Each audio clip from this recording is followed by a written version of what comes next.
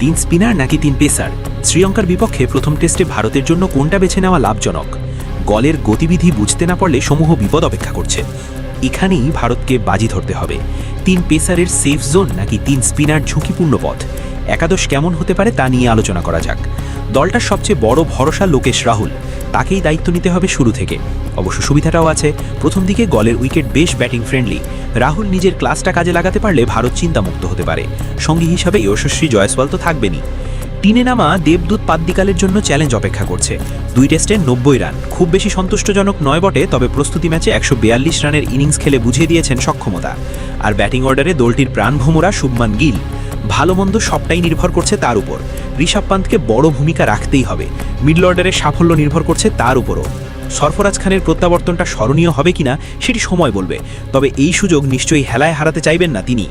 এবার আসা যাক বোলিং আক্রমণের দিকে। অলরাউন্ডার হিসাবে রবীন্দ্র জাদেজার সার্ভিস ভারত পাচ্ছেই। একই জায়গায় বল করে প্রতিপক্ষের ঘুম হারাম করতে সিদ্ধহস্ত তিনি। বিপদে ব্যাট হাতেও উদ্ধারকারী জাহাজ হিসাবে অবতীর্ণ হয়েছেন। অন্যদিকে এক টেস্ট খেলেই মানব সুথার 7 উইকেট শিকার করে নিজের জায়গা পাকা করে নিয়েছেন। এবার আসল প্রশ্নটা, 3 নম্বর স্পিনার কি তবে কুলদীপ যাদব? তাকে নিতে হলে স্যাক্রিফাইস করতে হবে এক ব্যাটার কিংবা এক পেসারকে। এবার আসা যাক 3 স্পিনারের ফায়দা কি। গল অনেকটা চোরাবালির মতো উইকেট উপহার দেয়। স্পিনিং ট্র্যাক কিংবা ফ্ল্যাট উইকেট, কোনোটাই না, আবার কখনো কখনো দুটোই। মূল সমস্যা এখানেই।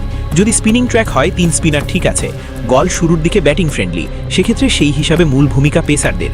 সফলতা পেতে হলে পেসারদের লম্বা সময় বোলিং করতে হবে। এবার যদি 2 পেসার ভারত নেয়, তবে অপশন হিসাবে মোহাম্মদ সিরাজ এবং প্রসিদ্ধ কৃষ্ণা পছন্দের তালিকায় থাকবেন। সিরাজ নতুন বলের বোলার, পুরনো বলে কৃষ্ণা, তবে দুজনকে সাপোর্ট দেওয়ার জন্য কেউ থাকছে না। আর কেউ যদি অফ ফর্মে থাকে, তবে বিপাকেই পড়তে হবে ভারতকে। সেক্ষেত্রে ভবিষ্যতে কি হবে বা আদৌ হবে কিনা এটা ভেবে যদি সিদ্ধান্ত নেয় ভারত, তবে জুয়া খেলার মতোই ব্যাপারটা দাঁড়াবে। তবে উচিত কি 3 পেসার এবং 2 স্পিনারের কম্বিনেশন। সেক্ষেত্রে রবীন্দ্র জাদেজা এবং সুথারের উপর ভরসা রাখা উচিত। আর 3 পেসারের মধ্যে আকিব নবী, সিরাজ এবং কৃষ্ণাই হবেন উপযুক্ত নাম।